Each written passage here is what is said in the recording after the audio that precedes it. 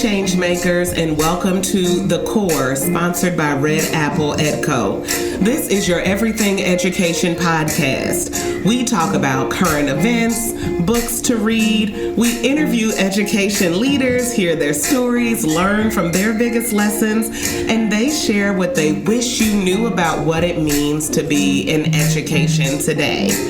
I'm your host, Dr. Kia Turner. Buckle up for small seeds of inspiration that can lead to big changes in your classroom practice. Let's take a bite out of today's guest. Hi, you guys. It's Dr. Kia here, and I wanted to share with you what I learned today about total participation techniques. I'm here in Boston, Massachusetts at the ASCD Empower 18 conference, and it's just chock full of learning, and I wanted to share with those of you who couldn't be here. One session I really enjoyed was facilitated by William and Persida Himley, and it's this total participation techniques. Below this video, I have included links to the full session, as much of the session as I covered, links to the Total Participation Techniques website if you need more resources and anything else I could find that I thought would be valuable for you in case you want to follow up, okay? But I'm going to go over my 3 big takeaways from the session.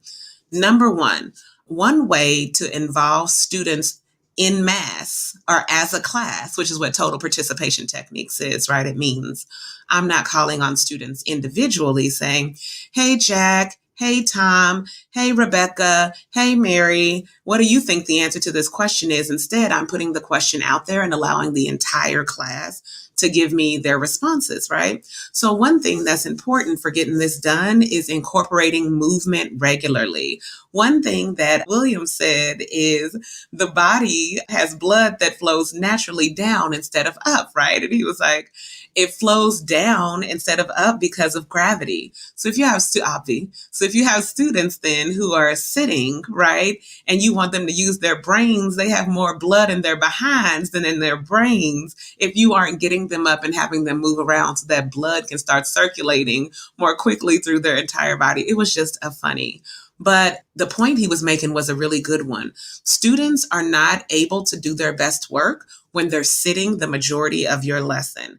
So 2 things he suggested for older students, let's say you're doing block scheduling, if they're sitting for 60 minutes, get up and move from 3 to 5 minutes. Get up at the end of that hour. If they have to sit an hour, get them up and let them have some time to move. He said stretching, like before you sit down, doesn't count, but students being able to move around the room does. Secondly, let's say you have smaller chunks. Let's say you're doing elementary. Well, then if that's the case, then every 25 minutes, the children need to be moving physically and doing something else. And even fewer than that, if possible. The point is to regularly incorporate movement into your day. And you do that by having children do things like gallery walks or having them move around and rotate between centers regularly. He also said, one thing that would be cool to use would be, what do you call them? Appointment agendas. And I can't think of where I've seen this before, but essentially you draw a clock, right? And the clock has a line from the center, right, that leads to every single number. And on that line, a student writes the name of a different peer in class. So if you were trying to mix it up and have them go do partner work with a friend, instead of saying, okay, Tom and Bob are going to work together and Lisa and Catherine are going to work together, you just say, go find your 2 o'clock friend. And they would go and work with that person. And then you could switch in 15 minutes and say, go find your 6 o'clock friend. And that could work. If they're older, you can name them after things. So like, it doesn't have to be 12 lines. It can be as many as you want. But the point, and it can be called whatever you want. It can be, go find your favorite city. You know, I don't know. Okay, that wasn't a really good one, but whatever. It can be whatever it is that you want to call it. He said one teacher actually named them after superheroes. So instead of 2 o'clock, it was go find your, what did he say? Aquaman. Go find your Aquaman. And the students were like, oh, okay. And they knew who that was.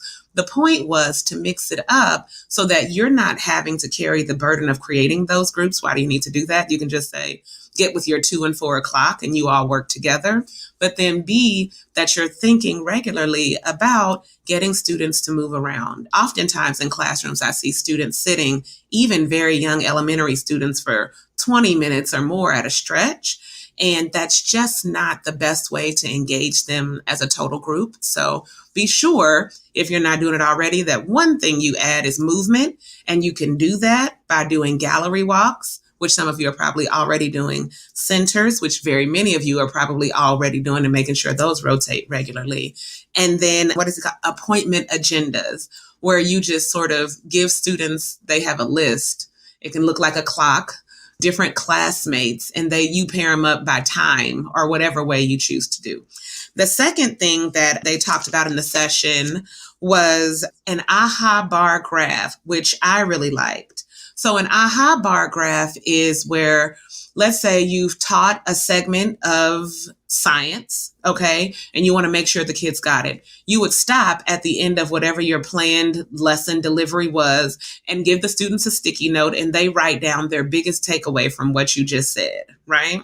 So let's say, what did Persida say? Let's say that you were teaching about dinosaurs. So then on the sticky note, one kid wrote, I think dinosaurs are great and I'm sad they're extinct, right? So you call on that particular kid. You'll say, you don't know what they wrote, but you'll just call on a kid and they say, I wrote that dinosaurs are pretty great and I'm sad that they're extinct. Well, then they take their sticky note and they stick it onto the anchor chart that you have, right? And then what you do, total participation technique, is you say, does anybody else have something similar to this idea? Everyone that does stands up and they stack their sticky notes on top of that one, creating essentially a tower of sticky notes that are all about the same thing. Does that make sense? Then they sit down. Then you call on a student who didn't stand up before and you ask them what theirs says. And maybe theirs are, I think dinosaurs are scary and I'm glad they're not alive right now, right? So then you have that student go put their sticky note on the anchor chart, and then you turn to the class and you say, does anybody else have a similar thought, right? And all of those kids get up and they stack theirs on top of that sticky note going up, creating pretty much a column. And what it is just a visual representation of where the students are at with what you're telling them. And then you know what they absorbed, what you probably need to go back over with more clarity, and what they're thinking while you're teaching. Instead of having to say, hey, Matthew, did you know, what's one thing you learned about dinosaurs this lesson? It just involves the whole class pretty quickly. And then the final thing that they talked about that I really liked, and probably is going to be more successful with upper elementary, middle school, and high school students, is concept mapping.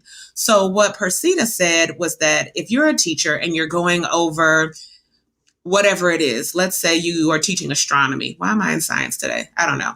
But let's say that you're teaching astronomy. What you would do would be you take the key words from that chapter or those chapters in your text or e-text, and you put them onto a worksheet. You can probably make one with Lucidchart, right?